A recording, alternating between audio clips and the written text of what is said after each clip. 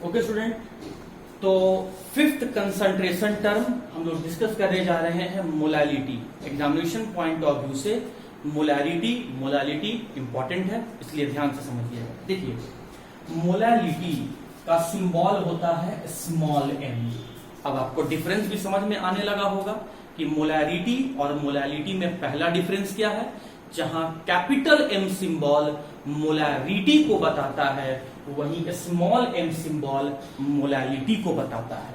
अब स्टूडेंट देखिए ध्यान से समझिए, इसको समझने के लिए यहाँ पर इस टर्म को थोड़ा सा तोड़ रहे हैं हम। यहाँ पे ये ऊपर में ले रहे हैं मोल। जरा नाम पे गौर करेंगे तो आगे लिखा हुआ है मोल, तो हम ऊपर में लिख दिए मोल, और नीचे में हम क्या लिख रहे हैं जरा गौर करेंगे, केजी। लेकिन ये केजी किसका है, किसका केजी लिया गया है? नहीं, यहीं पर थोड़ा सा डिफरेंस है।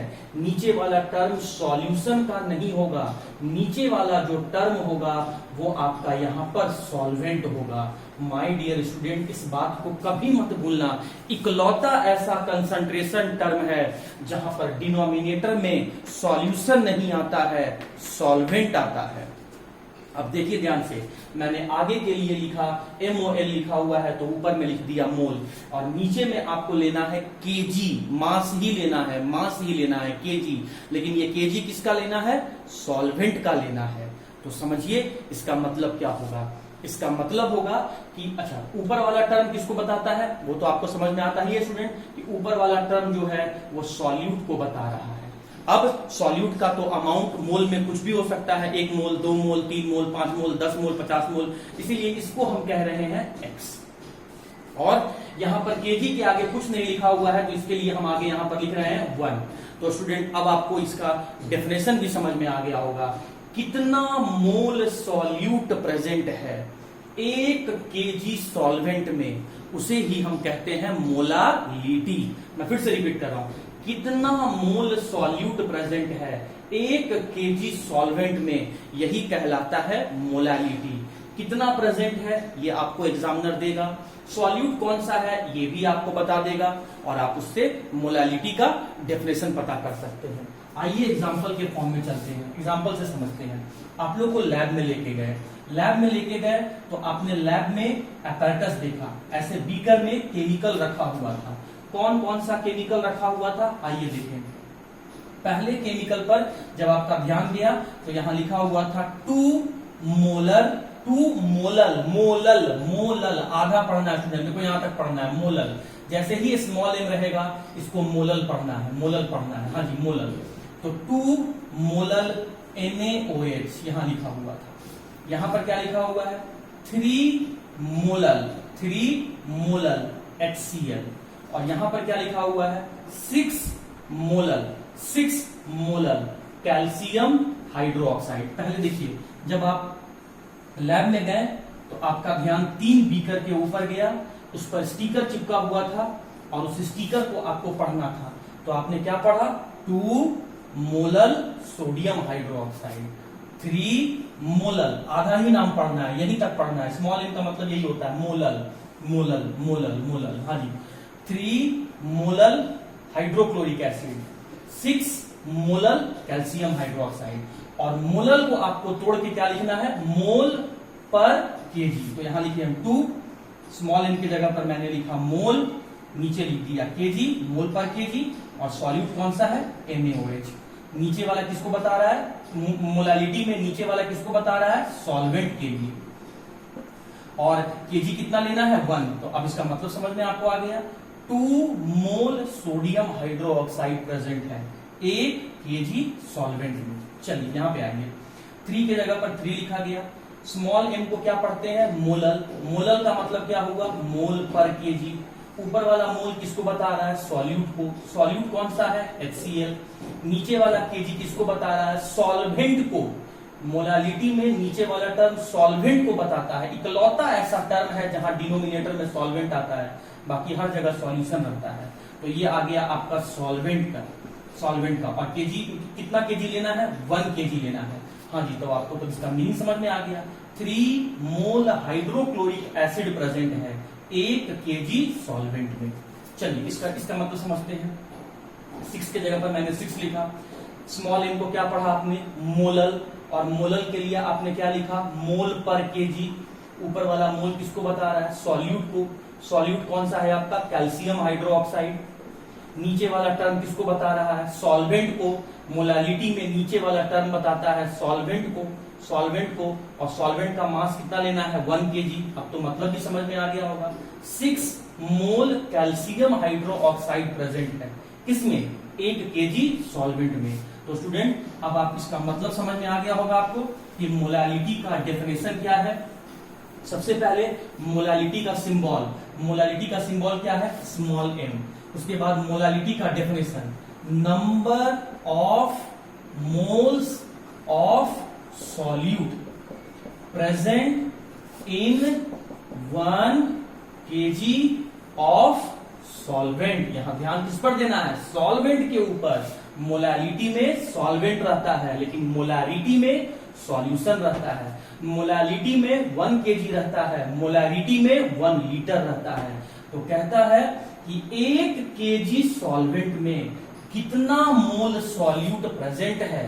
तो 1 kg सॉल्वेंट में जितना मोल सॉल्यूट प्रेजेंट रहेगा वही कहलाता है मोलालिटी। जैसे अभी मैंने यहां पर एग्जांपल में लिया था, तो इसका मतलब हुआ कि 1 kg सॉल्वेंट में 2 मोल सोडियम हाइड्रोक्साइड था, 1 kg सॉल्वेंट में 3 मोल हाइड्रोक्लोरिक एसिड था, और 1 kg सॉल्वेंट में ही 7 मोल कैल्शियम हाइड्रोक्साइड प्रेजेंट था। अब देखिए स्टूडेंट, इसी डेफिनेशन को हम लोग एक मैथमेटिकल टर्म दे देते हैं। मैथमेटिकली आप फॉर्मूला बनाने जाएंगे ना, तो देखिए मैथमेटिकली कैसे लिखा जाता है। जो यूनिट टर्म रहता है, मतलब जिसके मैग्नीट्यूड का जिसका वैल्यू 1 रहता है, वो डिनोमिनेटर में चला जाता है। तो सॉल्वेंट का वैल्यू कितना है, 1 kg, मतलब ये टर्म आपका डिनोमिनेटर में जाएगा। तो बचा हुआ टर्म कहां जाएगा, न्यूमरेटर में जाएगा। तो मैथमेटिकली मोलालिटी बराबर क्या हो जाएगा, number of moles of solute, और फिर क्या लिखा हुआ है, present in 1 kg of solvent. जिसका मैग्नीट्यूड 1 आएगा वो डिनोमिनेटर में चला जाता है। ये फार्मूला बनाने का आपको तरीका बता रहे हैं, अपॉन 1 kg ऑफ सॉल्वेंट। तो इसी को हम लोग क्या कहते हैं, मोलालिटी। अब यहां से एग्जाम्पल स्टूडेंट मैं यहां पर बता दिया अभी, इसके पहले 3rd नंबर एग्जाम्पल हो गया। अब आज ये 4th नंबर में थोड़ा सा इसका यूनिट वगैरह निकाल लेते हैं। तो देखिए यूनिट ऑफ मोलालिटी,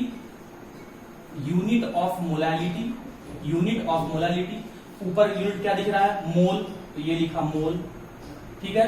नीचे क्या दिख रहा है, केजी सॉल्वेंट, तो ये हो गया पर केजी, मोल पर केजी। केजी का पावर कितना दिख रहा है, 1।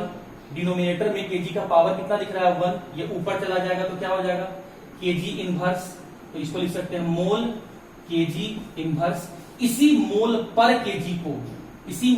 केजी को हम लोग कहते हैं मोलल, एक साथ मोलल, और इसी मोलल को इंडिकेट करते हैं स्मॉल m से। तो कहने का मतलब स्टूडेंट, जब कभी भी स्मॉल m लिखा हुआ रहेगा उसका मतलब उसका पूरा नाम क्या पढ़ेंगे, मोलल। मोलल को जब आप एक्सप्रेस करेंगे, मोलल का मतलब क्या समझेंगे, मोल पर केजी। ये पर केजी किसके लिए है, सॉल्वेंट के लिए। ये मोल किसके लिए है, सॉल्यूट के लिए।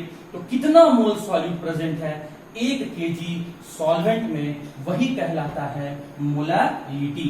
तो उम्मीद करते हैं सिंबल, डेफिनेशन, उसी डेफिनेशन का मैथमेटिकल टर्म, और यहां पर इसका यूनिट। अब देखिए ध्यान से, यूनिट समझ में आपको आ गया स्टूडेंट, हाँ। अब देखिए इस मोलालिटी का यूनिट में देखिए, या इसी मोलालिटी का फॉर्मूला में देखिए, कहीं भी वॉल्यूम टर्म आ रहा है क्या, वॉल्यूम टर्म नहीं आ रहा है। तो हम लोग का जो फर्स्ट पॉइंट तो हम लोग का सिंबल था, सेकंड पॉइंट डेफिनेशन था, 3rd पॉइंट एग्जांपल हो गया, 4th पॉइंट आपका यूनिट था, 5th पॉइंट पे आपका हम आ रहे हैं कि टेम्परेचर डिपेंड होता है या नहीं होता है।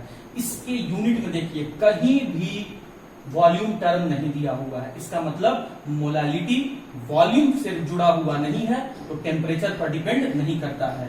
इसीलिए हम कह सकते हैं कि टेम्परेचर इंडिपेंडेंट है, मतलब टेम्परेचर के घटाने और टेम्परेचर के बढ़ाने से मोलालिटी पर कोई फर्क नहीं पड़ेगा।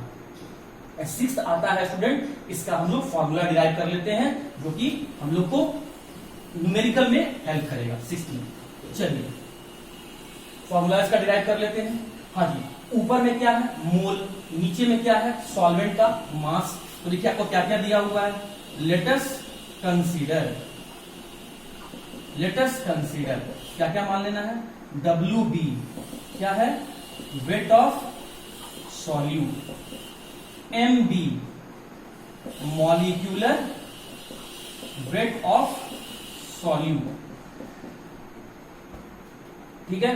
उसके बाद WA मास या कह लो वेट, कह लो वेट ऑफ WA, एक किसके लिए था, सॉल्वेंट के लिए, वेट ऑफ सॉल्वेंट, ये मान लिए।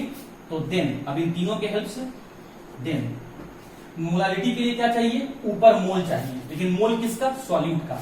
सॉल्यूट का क्या दिया हुआ है, वेट। तो स्टूडेंट आपको ये चीज याद करके रखना होगा कि जब कभी वेट को मॉलिक्यूलर वेट से डिवाइड देंगे तो ये मोल निकल के आ जाएगा, ये मोल होता है।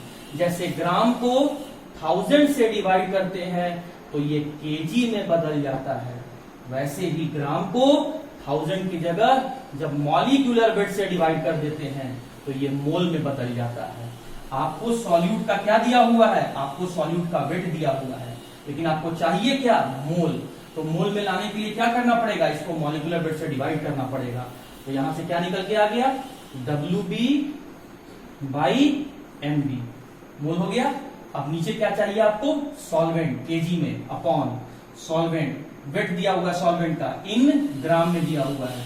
तो सॉल्वेंट का वेट WA किसमें दिया हुआ है, ग्राम में दिया हुआ है, ग्राम में दिया हुआ है। आपको चाहिए किसमें, केजी में। क्या करना पड़ेगा, 1000 से डिवाइड कर देना पड़ेगा, ये किसमें कन्वर्ट हो जाएगा, केजी में। अब इसी टर्म को थोड़ा सा आप अरेंज कर लीजिए। जब आप इसी टर्म को स्टूडेंट अरेंज करेंगे, मैं यहां से मिटा रहा हूं, ध्यान से देखिएगा। जब आप इसी टर्म को अरेंज करेंगे तो यहां से क्या निकल के आ गया, मोलालिटी बराबर WB अपॉन MB। अब नीचे में चलिए, ये नीचे में, ये तो नीचे ही रह जाएगा, इंटू WA, और ये 1000 आपका ऊपर चला जाएगा इंटू 1000। अब ये फॉर्मूला आप याद रखिए और ये मोलालिटी को बताएगा। WB क्या है, वेट ऑफ सॉल्यूट, MB क्या है, molecular weight of solute, WA क्या है, वेट ऑफ सॉल्वेंट, और ये कांस्टेंट टर्म है। तो इस तरीके से आप मोलालिटी को समझ सकते हैं। मैंने क्या क्या बता दिया, मोलालिटी का सिंबल, और मोलालिटी का मतलब मैंने क्या बताया, कितना मोल सॉल्यूट प्रेजेंट है 1 kg सॉल्वेंट में। ध्यान रखने के लिए मैंने क्या बोला कि मोलालिटी में इकलौता ऐसा कंसंट्रेशन टर्म है जहां पर डिनोमिनेटर में सॉल्वेंट लेना है, सॉल्यूशन नहीं। और सॉल्वेंट का क्या लेना है, वॉल्यूम भी नहीं लेना है, सॉल्वेंट का मास लेना है, और मास भी किस में लेना है, केजी में लेना है। तो डेफिनेशन बन गया, कितना मोल सॉल्यूट प्रेजेंट है 1 kg सॉल्वेंट में। मैथमेटिकली जो आपका जिसका मैग्नीट्यूड 1 रहता है वो डिनोमिनेटर टर्म में चला जाता है, और इस तरीके से हम लोगों ने इसका फॉर्मूला डिराइव कर लिया। इसके फॉर्मूला में आप देख सकते हैं कि जब आपने इसका यूनिट निकाला तो निकल के आया मोल पर केजी, कहीं भी वॉल्यूम नहीं था, इसीलिए मोलालिटी जो है वो टेम्परेचर पर डिपेंड नहीं करता है। तो इस तरीके से मोलालिटी के लिए भी 6 पॉइंट आप याद रख सकते हैं।